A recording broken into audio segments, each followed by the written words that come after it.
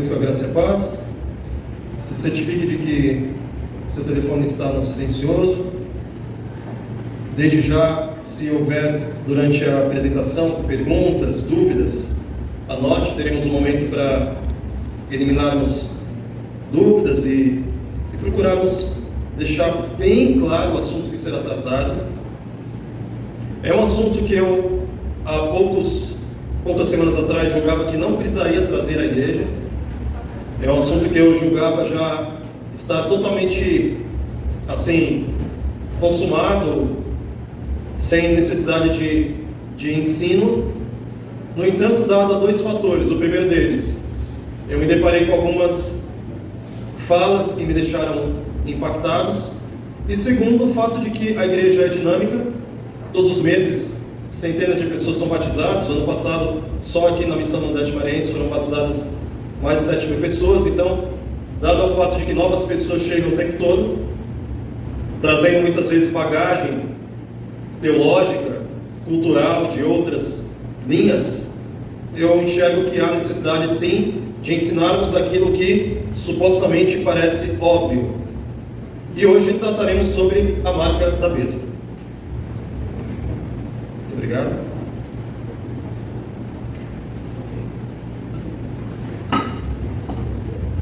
A marca da besta. Eu trago como imagem inicial essa tela que faz alusão a um evento histórico. Qual é ele? Caim e Abel, dois irmãos. Houve uma controvérsia, uma polarização. Um sacrificou um animal conforme havia sido informado, orientado. Outro ofereceu os frutos da terra. Nós conhecemos a história. O fato é que essa imagem apresenta que no decorrer da história,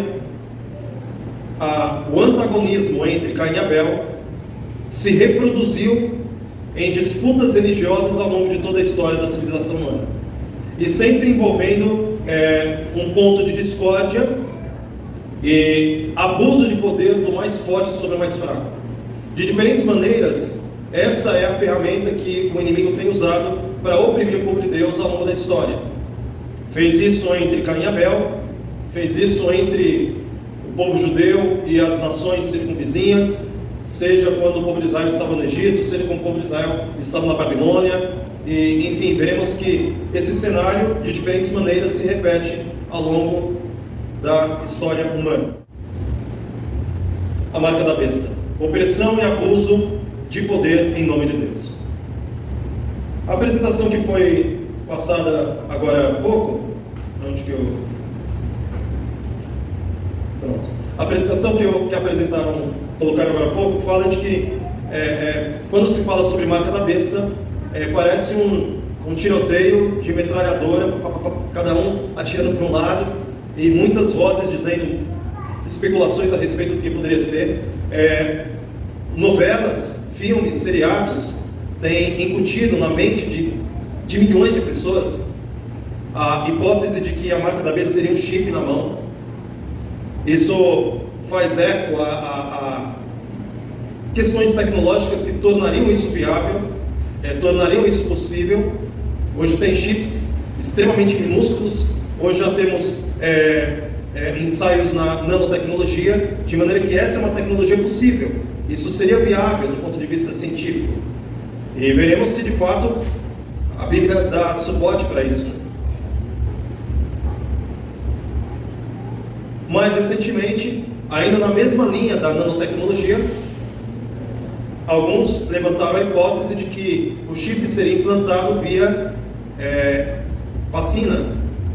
E de fato, as políticas sanitárias em torno desse experimento chamado vacina, que é um experimento que está sendo chamado de vacina, as políticas sanitárias em torno disso, de fato, parecem bastante o cenário apocalíptico, onde, se não houver adesão a esse experimento, se não houver adesão ao passaporte sanitário, alguns estão sendo impedidos de entrar, de sair, de frequentar lugares e mesmo de comprar ou vender. Então, o cenário descrito em Apocalipse 13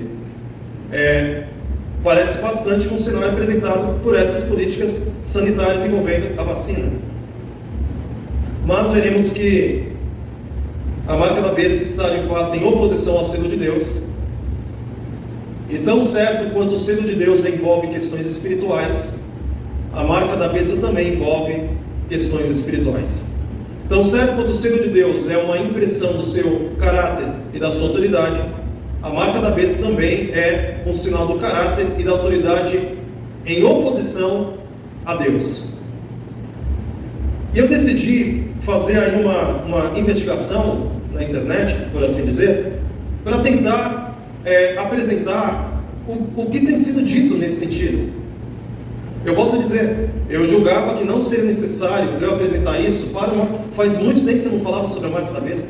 Eu julgava que não haveria necessidade de tratar sobre esse tema, haja vista que é algo que, para o nosso grupo, isso para mim parecia tão óbvio que não haveria necessidade de ensino. Mas veremos que não é bem assim. Eu trouxe alguns canais, alguns vídeos, resultado de alguns vídeos onde pastores, teólogos, estudiosos da Bíblia, pessoas que supostamente têm aí alguma compreensão do livro de Apocalipse, falam sobre esse tema. Esse é um chamado reverendo, porque ele é da igreja presbiteriana, Augusto Nicodemos. Ele faz uso de uma hermenêutica, de uma metodologia interpretativa chamada de preterismo, ou seja, pega o livro de Apocalipse e aplica ele ao passado. Lembra da aula de português pretérito?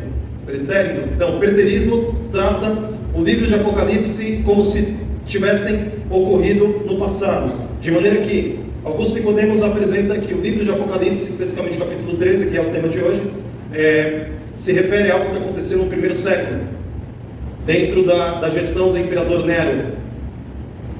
E ele apresenta que, apesar de que, segundo ele, o livro de Apocalipse trata-se de algo no passado, não é possível identificar o que seria a marca da besta. Outro internauta aí, esse tem bastante engajado, tem um canal com bastante número de inscritos, seus vídeos aí são vistos por milhares de pessoas, Douglas Gonçalves, do canal Dissescope. Ele, junto com um colega, fizeram uma apresentação, uma aplicação até interessante, fizeram uma aplicação espiritual, falando de Ezequiel capítulo 9, no entanto, também não souberam identificar o que é a marca da besta. Disseram que existem questões que não são claras, enfim, não se posicionaram.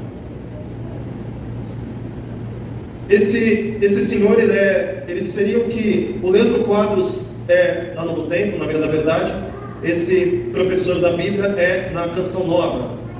Ele tem um quadro onde pessoas mandam várias perguntas para ele, e ele faz as respostas estranhamente, assim como o reverendo Augusto Nicodemos, ele faz uso do preterismo, e eu digo estranhamente não por ele, porque é católico, mas pelo reverendo Augusto Nicodemos, uma vez que tanto a escola preterista quanto a escola futurista, ou seja, pegar o livro de Apocalipse e jogar tudo para o passado, ou pegar o livro de Apocalipse e jogar tudo para um futuro distante, são duas escolas produzidas por dois jesuítas. Ou seja, o preterismo e o futurismo fazem parte das escolas teológicas católicas. Então, ele usar o preterismo, eu até não vejo como novidade.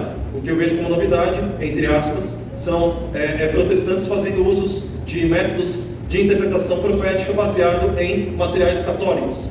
De qualquer forma, como se era de esperar, esse professor católico aplica Apocalipse 13 ao passado, primeiro século, imperador Nero, e diz que não é possível identificar o que é a marca da besta. É muito confortável para ele fazer isso. Outro canal, outro vídeo do YouTube, ele faz uma aplicação de usos e costumes, dizendo que se trata de algo que envolve comportamento social, enfim, não chegou a ponto algum, e também, assim como os anteriores, disse que não é possível identificar o que é a marca da besta. Pastor Paulo Júnior tem muitos vídeos na internet, e eu preciso até fazer um parênteses, eu estou citando o nome, dando nome aos materiais que eu avaliei. Eu estou avaliando recortes do trabalho desses ministros. Não é o meu papel e nem tenho condição de julgar caráter, índole, espiritualidade, salvação, tudo isso pertence a Deus. Esse em especial me parece um homem fervoroso, um homem firme naquilo que ele apresenta. Eu não tenho condição de avaliar o cristianismo dele, não é meu foco. Para a apresentação de hoje, aliás, eu vou fazer um apelo. Precisaremos ter maturidade, porque nós estamos ainda olhando pessoas fora do nosso ambiente religioso, denominacional. Mas veremos que existe controvérsia também no nosso ambiente. E o pastor Paulo Júnior fez uma aplicação falando sobre o regime do anticristo. E ele diz que, nesse vídeo, ele diz que a marca da besta será a implantação do chip na mão. Então ele adota essa linha. Agora já entrando num ambiente mais conhecido por nós. Pastor Luiz Gonçalves, uma bênção. Ele foi contundente, categórico, sem rodeios, sem meio termos. Ele aplica que a marca da besta está em oposição ao selo de Deus. O selo de Deus apresenta a autoridade divina e a marca da besta a autoridade humana, a exaltação do homem acima de Deus. E enquanto o selo de Deus é expresso na lei dele, especificamente no 4º mandamento, que é o mandamento do sábado, a marca da besta está em oposição a este mandamento. E qual é o mandamento que está em oposição ao 4º mandamento? Qual é a tradição, aliás, que está em oposição ao 4º mandamento? É a tradição da guarda dominical, da guarda do domingo, adotada primeiramente pela Igreja Católica e depois, posteriormente, por todo o protestantismo. Na verdade, Roma, né? Primeiro por Roma, Igreja Católica e protestantes. Esse é outro teólogo adventista, Ranko Stenovich, assim como o pastor Luiz Gonçalves, também sem rodeios, de forma contundente, enquanto os ministros de outras denominações, na sua totalidade, com exceção do pastor Paulo Júnior, não souberam identificar o que é a marca da besta, tanto o pastor Luiz Gonçalves, o pastor Ranko Stenovich, eles sem rodeios disseram, sim, a marca da besta é a expressão da autoridade romana sobre a autoridade divina, expressa na guarda do domingo, em oposição ao sábado. Até aqui, aqui tem eu também tenho um canal que chama Adventistas Brasil, é um canal onde tem materiais oficiais, e a posição é a mesma, que a marca da besta está em oposição ao selo de Deus, autoridade divina, autoridade humana, sábado representando a autoridade de Deus, domingo representando a tradição no lugar do mandamento do Senhor. Eu resolvi trazer também o que Ellen White apresenta sobre esse assunto. A nossa teologia adventista, é baseada nas Escrituras. Entretanto, sem sombra de dúvida, o espírito de profecia, ele tem respaldo nas Escrituras. Então, mesmo se eu desconsiderasse a minha crença, a minha convicção de que Ellen White é profeta, mesmo desconsiderando isso, considerando ela como uma comentarista, uma teóloga, eu diria que é a maior teóloga que já existiu. E ela, comentando a respeito de Apocalipse 13, ela diz estas palavras: João foi convidado a contemplar um povo distinto dos que adoram a besta ou a sua imagem, observando o primeiro dia da semana. A observância desse dia é o sinal da besta. O sinal da besta é o dia de repouso papal. Quando vier a prova, será mostrado claramente o que é a marca da besta. Ela é o quê? A observância do domingo. O sinal ou selo de Deus é revelado na observância do sábado do 7º dia, o memorial divino da criação. A marca da besta é o oposto disso, a observância do primeiro dia da semana. Até aqui, eu não via nada de novo debaixo do sol. Uma polarização entre católicos e evangélicos em geral, que supostamente guardariam o domingo, em oposição aos adventistas do 7º dia, que defendem a guarda do 7º dia. Então, não haveria novidades até aqui. Eu preciso fazer um parênteses, para que não nos sintamos confortáveis e não nos apoiemos na guarda do sábado, desconsiderando que o selo de Deus jamais será colocado na testa de um homem ou mulher de coração cobiçoso, coração impuro. Existem textos onde Ellen White comenta e profetiza de que muitos guardadores do sábado não serão selados. Esse parênteses é importante porque guardar o sábado não salva. Guardar o sábado não justifica. Nós somos selados por uma conformidade com a vontade de Deus. Quando Ellen White afirma que o selo de Deus, em oposição à marca da besta, é o sábado, é uma exaltação de um momento histórico profético, onde a controvérsia sábado e domingo tornar-se-á uma pedra de toque.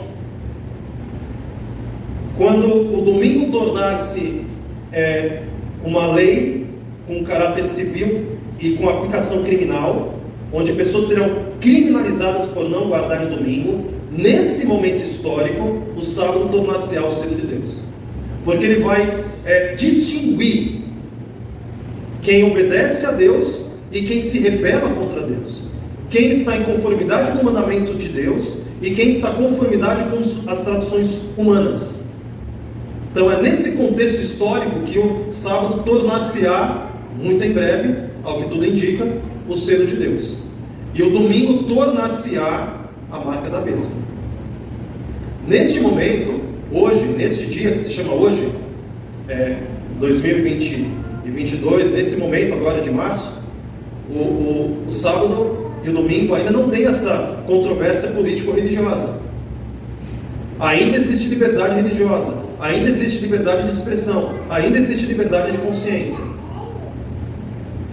Mas é importante entender isso, que o selo de Deus envolve e exige plena conformidade com a vontade de Deus. Não podemos nos esconder por detrás do sábado, entende? Do tipo, eu guardo o sábado, mas eu sou mentiroso. Eu guardo o sábado, mas eu sou impuro. Eu guardo o sábado, mas eu sou desonesto. Não é assim que Deus apresenta. A guarda do sábado é como a cereja do bolo. A guarda do sábado é: 6 dias farás toda a tua obra, obras de justiça, e no 7º dia descansarás, porque o Senhor é teu Deus. Deve haver uma coerência entre os 6 dias da semana e o 7º. Entende? Se durante a semana a pessoa é desonesta, é desleal, é adúltera, é impura, enfim, e ela quer de algum modo usar o sábado como uma espécie de compensação entre uma coisa e outra, jamais será selado por Deus. Jamais será selado por Deus. Fechando parênteses, até aí nenhuma novidade. Até aqui nós vimos que era o que se esperava.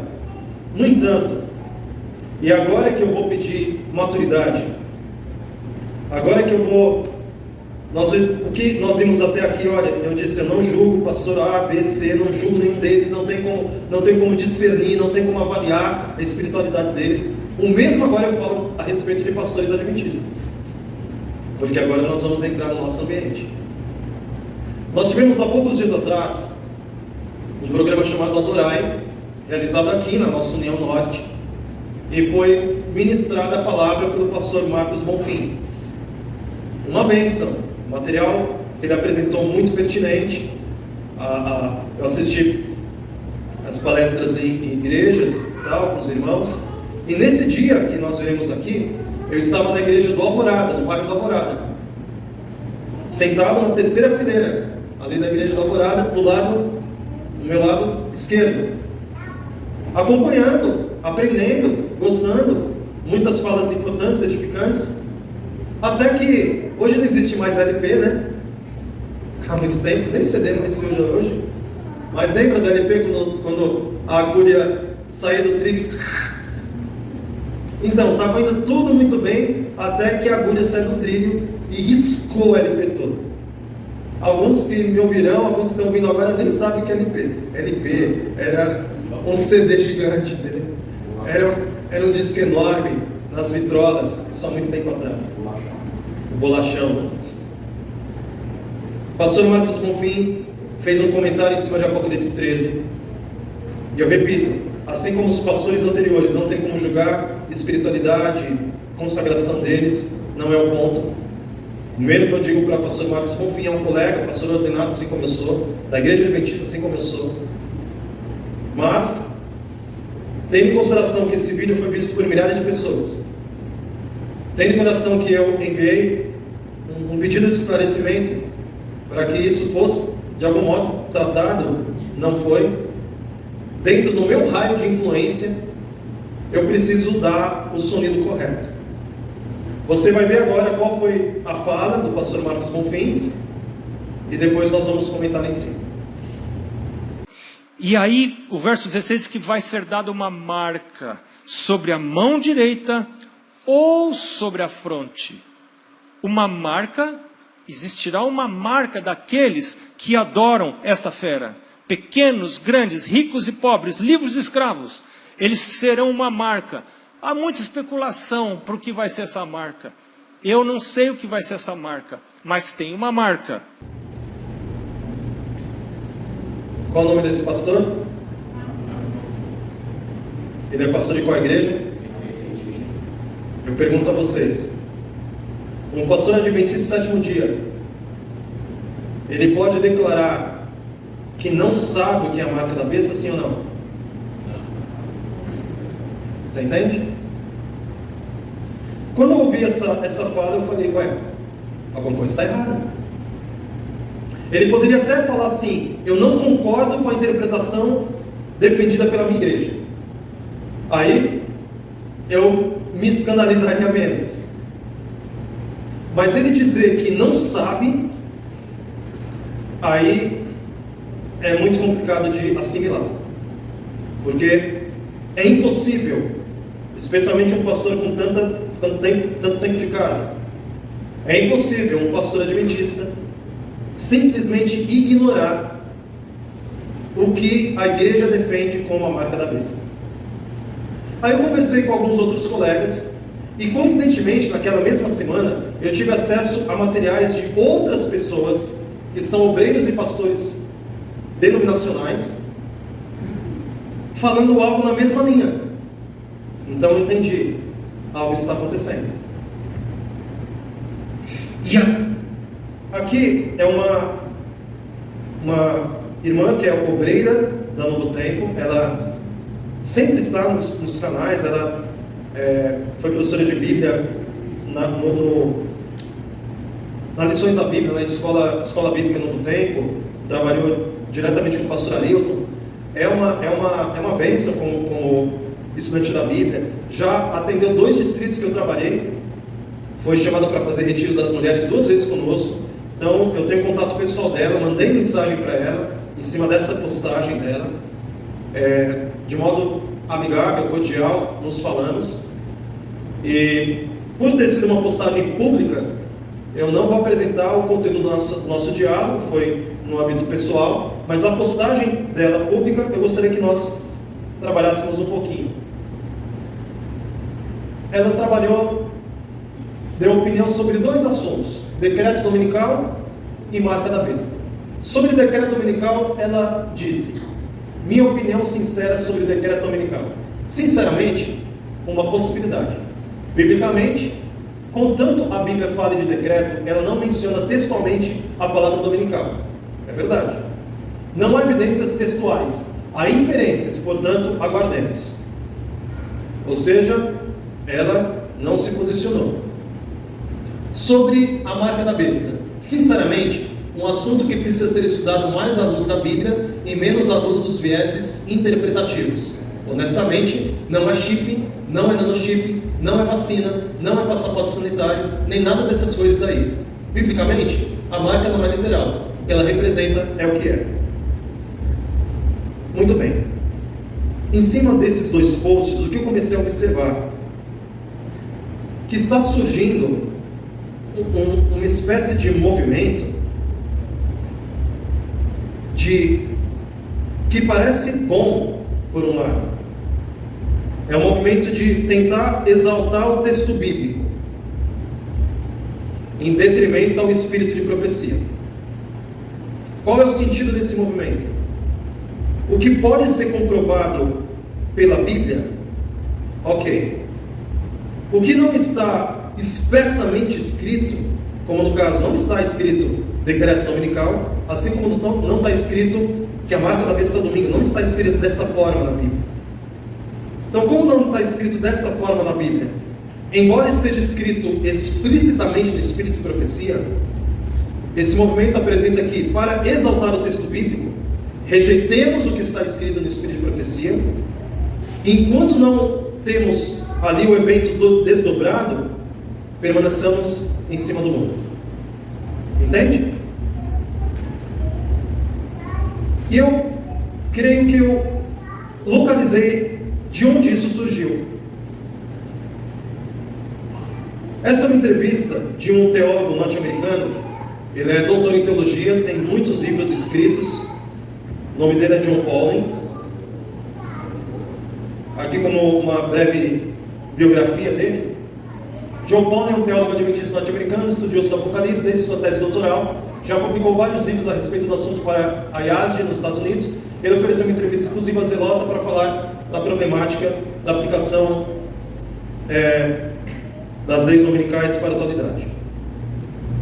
Esse colega, esse teólogo, esse doutor, apresenta uma linha que, fazendo um resumo grosseiro, ele diz que não é possível de fato determinar o que é a marca da besta. Então, vamos ao cenário até aqui. O cenário é o seguinte: protestantes e católicos, evangélicos e católicos, dizem que não é possível identificar a marca da besta em sua grande maioria. A teologia tradicional adventista apresenta que o domingo é a marca da besta. Ellen White afirma que o domingo é a marca da besta. E muito em breve vocês verão pessoas aqui no meu lugar, pregadores, pastores, dizendo coisas semelhantes ao que John Pauling falou, ao que o pastor Marcos Bonk falou.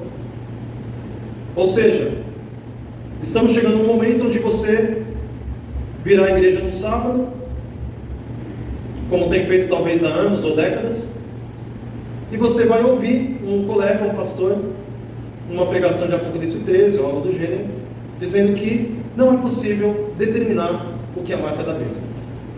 Eu te pergunto, até aqui nós somos agora na introdução, estou fazendo a introdução da problemática. Se esse dia chegar, e na verdade esse dia já chegou, porque estas falas foram vistas por milhares de pessoas, minha pergunta é: como você vai se posicionar? Ellen White diz que chegará o dia que o domingo será defendido dos púlpitos adventistas. E de certa forma, essa linha interpretativa está abrindo caminho para isso. Porque se você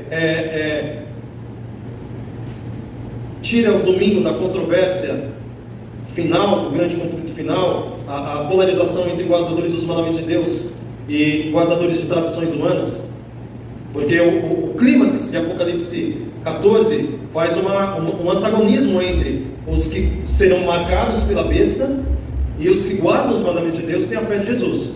Se você elimina esse cenário, essa controvérsia, você praticamente desmonta uma parte significativa da teologia adventista. Então eu decidi, e de certa forma até agradeço a Deus pela oportunidade de ter entrado em contato com isso, porque me dá a oportunidade de ensino.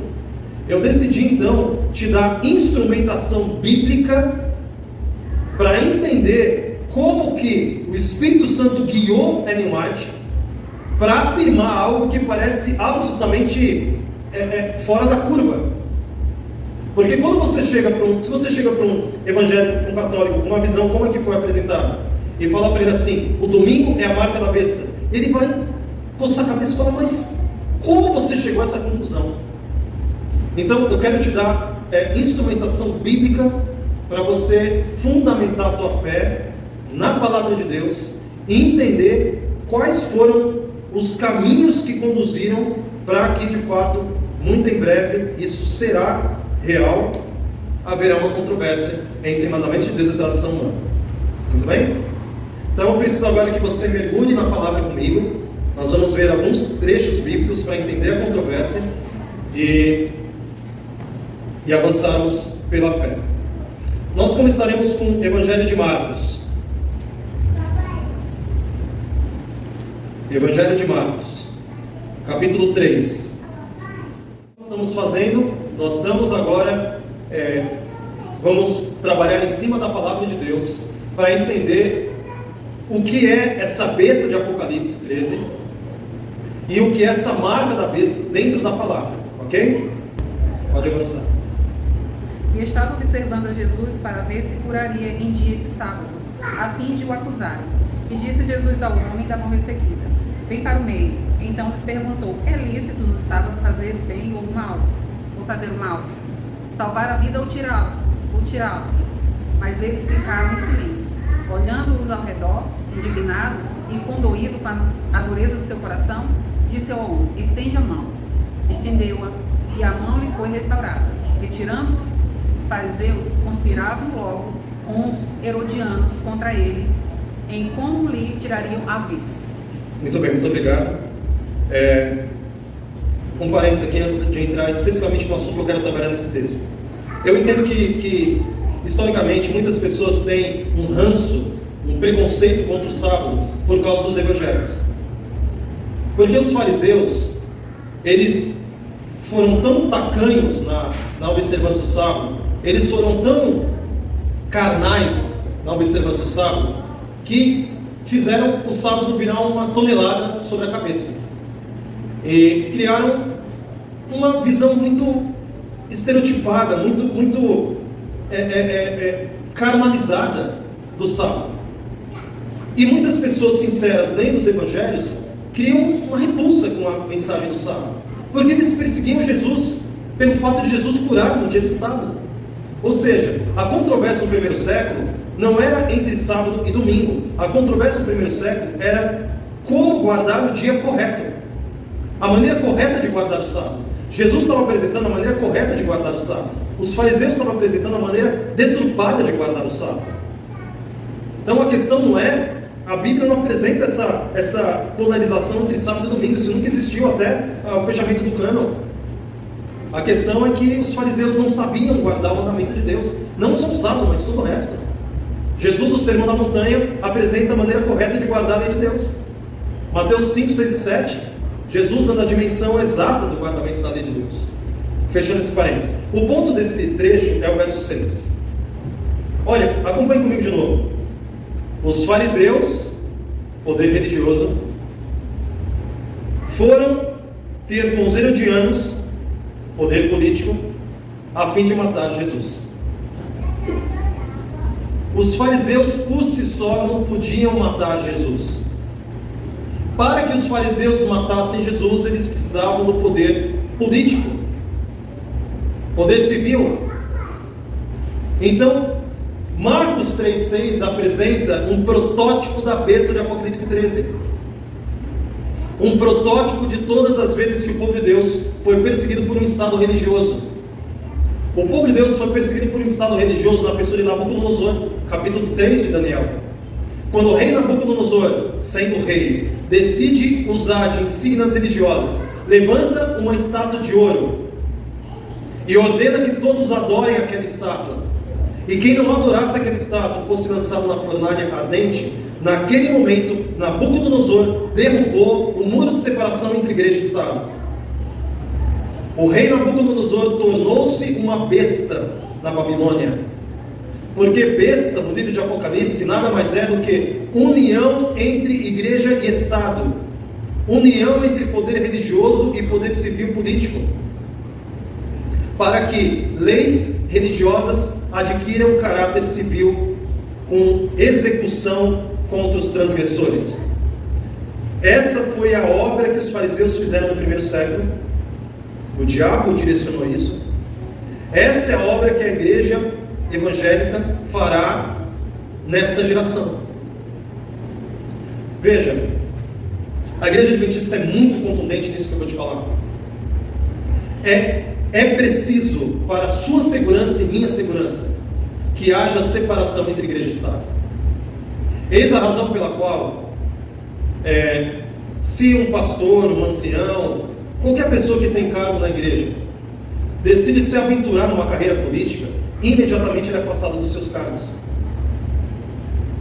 Porque nós entendemos que nos ensinos de Cristo, em vários deles, dentre eles quando ele diz: dê a Deus o que é de Deus, dê a César o que é de César, nós não podemos usar a igreja como um palanque, não podemos usar a igreja como uma plataforma política, uma catapulta para alcançarmos objetivos políticos.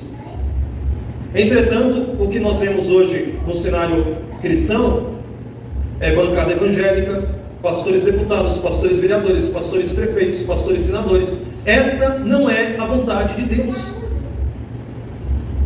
O estranho é que parece bom, porque fica parecendo bom ter vamos colocar um pastor para nos defender, vamos colocar um pastor para apresentar leis cristãs. Parece bom, mas não é o nosso papel. O papel da igreja não é lutar contra a carne nem contra o sangue. O papel da igreja não é estar infiltrado nos congressos, parlamentos e câmaras. O papel da igreja é estar de joelhos, clamando ao Senhor. Nós não precisamos nos infiltrar na política. Deus pode levantar homens que representem os seus interesses dentro desses ambientes. Mas quando Deus levanta um pastor, um líder religioso, que ele cuide das coisas de Deus, ministrando na casa de Deus. Quando Deus levanta um homem para cuidar das coisas do Estado, ele cuide das coisas do Estado. Este homem que cuida das coisas do Estado pode ser um cristão? É claro que pode. Mas ele vai oficiar na casa do rei, enquanto os ministros oficiam na casa do Senhor. Podem dialogar entre si? Devem. Pode haver cooperação? É claro. Mas é necessário que haja um muro, porque esse muro protege o povo de Deus. Eu quero te chamar a atenção para pelo menos uns 3 trechos aqui no Antigo Testamento. O primeiro deles, 1 Samuel, capítulo 13.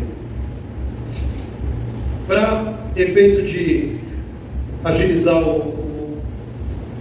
a apresentação, eu vou citar o texto, você pode anotar. Aliás, eu te incentivo a anotar, para depois você rever o contexto com calma. Mas 1 Samuel capítulo 13, ocorre uma guerra entre Saul, o povo de Israel, e os filisteus.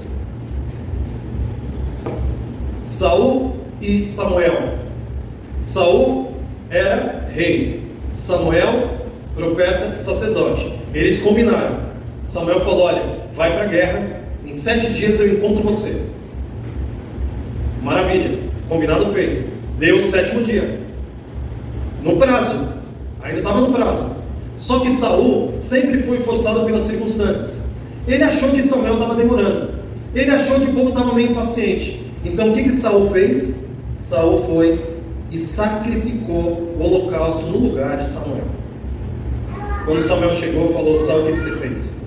O senhor estava demorando tal. Porque você fez isso, você agora está rejeitado por Deus. Por que é que Deus rejeitou Saul? Porque Saul, sendo rei, incorporou sobre si mesmo funções sacerdotais. Saul uniu em si mesmo o poder político e religioso. Naquele momento ele foi sumariamente rejeitado, segundo ano do seu ministério. E tanto é prova de que isso não dá certo, que o que Saul fez com Davi durante anos? Perseguiu Davi. Por quê? Porque toda pessoa ou toda entidade que tem a ambição de unir poder político e religioso, inevitavelmente se torna perseguidora. Foi assim com Saul. Saul que fez o sacrifício no lugar do profeta, ou seja, quebrou o muro de separação entre igreja e Estado. Ele se tornou um perseguidor sobre Davi. Nabucodonosor, que quebrou o muro de separação entre igreja e Estado, se tornou um perseguidor do povo de Deus. Sempre aconteceu assim. Os fariseus, quebrando o muro de separação e se unindo aos herodianos, conseguiram condenar Jesus à morte. Sempre aconteceu assim. No tempo de Esther, isso está lá em Esther capítulo 3, aconteceu a mesma coisa. um inimigo do povo de Deus, odiava os judeus, conseguiu persuadir o rei Assuero, dizendo assim, olha, capítulo 3 de Esther, verso 8, dizendo assim: existe um povo no meio de ti que guarda leis diferentes das nossas, cujo não convém que eles vivam.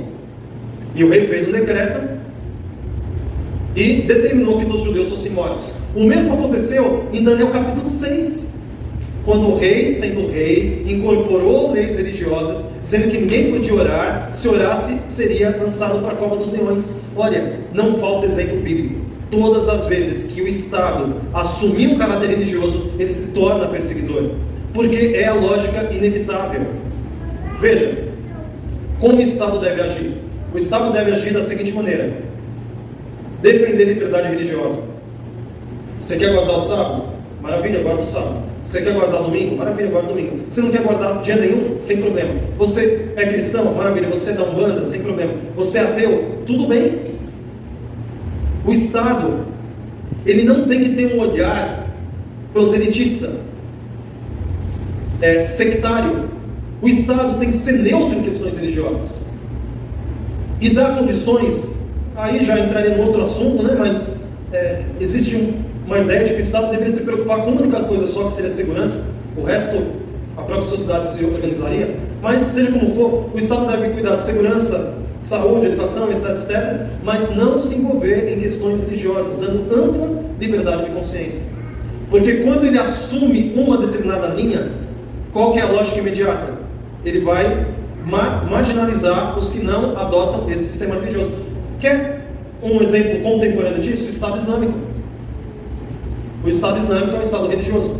Você não tem o direito de não ser islâmico. E se você pregar contra o Islã, você é preso, morto, decapitado, coisas assim. O Estado não pode assumir prerrogativas religiosas. Um outro texto que me vem à mente aqui, 2 Crônicas, capítulo 19. Você pode ir anotando, depois você revê, esse é um assunto importante. Nós precisamos aprender a defender nossa fé. 2 Crônicas, capítulo 19. 2 Crônicas, capítulo 19, verso 11. Diz assim: eis que Amarias, o sumo sacerdote, presidirá nas coisas que dizem respeito ao Senhor, e Zebadias, filho de Ismael, chefe da casa de Judá, nas que dizem respeito ao rei. Olha que maravilha. Uma divisão completa entre poder religioso e poder civil e político. Um cuidaria das coisas do rei, outro cuidaria das coisas do Senhor. Dê a Deus o que é de Deus, dê a César o que é de César. Logo à frente, capítulo 26, esse eu considero o texto mais emblemático do Antigo Testamento no que diz respeito à separação entre igreja e Estado, mais emblemático. Envolve o reinado de Uzias, capítulo 26, 2 Crônica. Eu vou aqui sintetizar, você pode depois ler o contexto. Uzias foi um bom rei, fez o que era reto perante o Senhor, caminhava nos caminhos de Davi, porém ele se exaltou. E quando ele se exaltou, ele surtou. Ele se exaltou e fez o quê? Entrou no templo e queria queimar incenso no lugar dos sacerdotes. Juntaram 80 sacerdotes, falando assim: rei, o senhor não pode fazer isso. E o rei ficou irado: não, ninguém manda em mim, eu sou rei, mas agora eu também quero ser sacerdote. E começou uma disputa, o rei de um lado, 80 sacerdotes do outro, aquela controvérsia, até que o Senhor mandou um juízo sobre a testa de Uzias. Uzias recebeu um sinal de lepra na testa. Eu não encontro nenhum outro texto bíblico tão emblemático quanto esse. A partir do momento que Uzias decidiu quebrar o muro de separação entre igreja e Estado, recebeu um sino na testa. Lepra na testa. É uma alusão direta a Apocalipse 13. Entende? Existiam outros exemplos, a gente já falou de alguns, veja. Então, o que é a besta? A besta de Apocalipse, o texto mostra que será um poder religioso opressor. Um poder religioso opressor só é possível quando a igreja monta no Estado. E aqui até uma coisa difícil da gente pensar, mas é a realidade. No casamento entre igreja e Estado, quem é que manda? Quem é que manda? A igreja. No casamento entre igreja e Estado, a igreja manda. É impressionante, porque líderes religiosos, guiados por Satanás, são mais astutos do que políticos. Veja, políticos são pessoas muito habilidosas, mas um fariseu é mais. E a gente vê na história, todas as vezes que Por exemplo, judeus e Pilatos, os líderes judaicos, poder religioso. Pilatos, poder político. Quem prevaleceu? Você entende? Pilatos dizendo: olha, eu não quero condenar esse homem é inocente. Pilatos disse 2 vezes: Jesus é inocente. Só que a igreja persuadiu, até que ele cedeu. É assim que funcionou no primeiro século. É assim que funcionará no decreto dominical. As igrejas evangélicas vão pressionar o governo, pressionar o Congresso para decretar leis dominicais. É assim que acontecerá. Então nós já vimos o que é a besta. Então como entender que a marca da besta é o domingo? Vamos fechar agora Apocalipse 13. Se a marca da besta envolve a união entre igreja e Estado, então a besta é a união entre igreja e Estado. Ela se levantou várias vezes na história. Tentou se levantar com Saul, tentou se levantar com Uzias, se levantou com Nabucodonosor, Daniel 3, se levantou com o rei Dário, Daniel 6, se levantou com o rei Assuero, em Esther capítulo 3. Ao longo da história, várias vezes houve protótipos da besta. E em Apocalipse 13,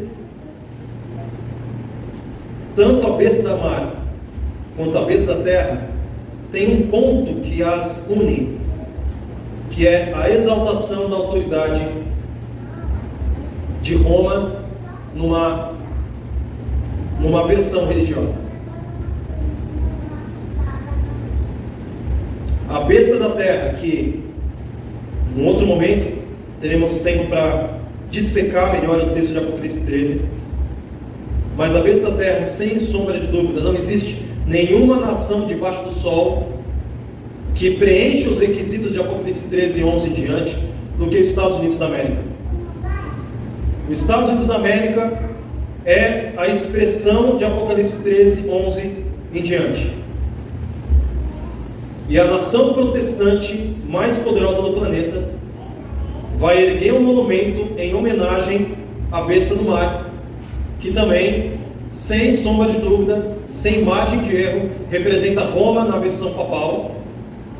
Roma foi o império dos Césares, que em meados do quinto século migrou para Roma dos papas. E o sinal de autoridade romana é o domingo no lugar do sábado. E da mesma maneira como o Estado Islâmico consegue impor a sua religião nas nações que ele domina, a marca da besta será um sinal da autoridade papal sobre as nações que ela dominará. E de acordo com Apocalipse 13, todas as nações debaixo do sol vão seguir essa marca, exceto aqueles que decidirem, a preço de suas vidas, guardarem os mandamentos de Deus. E o último texto que eu trago para você anotar e depois estudar é Zacarias 6, verso 13, que diz que o renovo, filho de Davi, Jesus Cristo, é o único habilitado para exercer perfeita harmonia entre os dois ofícios: Rei dos reis, Senhor dos senhores. Jesus é aquele que pode em si mesmo incorporar poder civil, político, poder religioso, sem jamais ser opressor. Jesus é rei, poder religioso. Jesus é Senhor, rei, poder político. Jesus é Senhor, poder religioso. E nós, de acordo com o livro de Apocalipse, também seremos reis e sacerdotes. Então Deus está te preparando para reinar e ministrar com Ele no milênio e por toda a eternidade. Amém. Que Deus te abençoe. Que Deus te dê firmeza para que não venha a ser enganado, ludibriado, seduzido, enfim. Que você tenha a condição plena de defender a tua fé diante dos homens, diante do inferno. E que Deus tenha misericórdia de todos nós.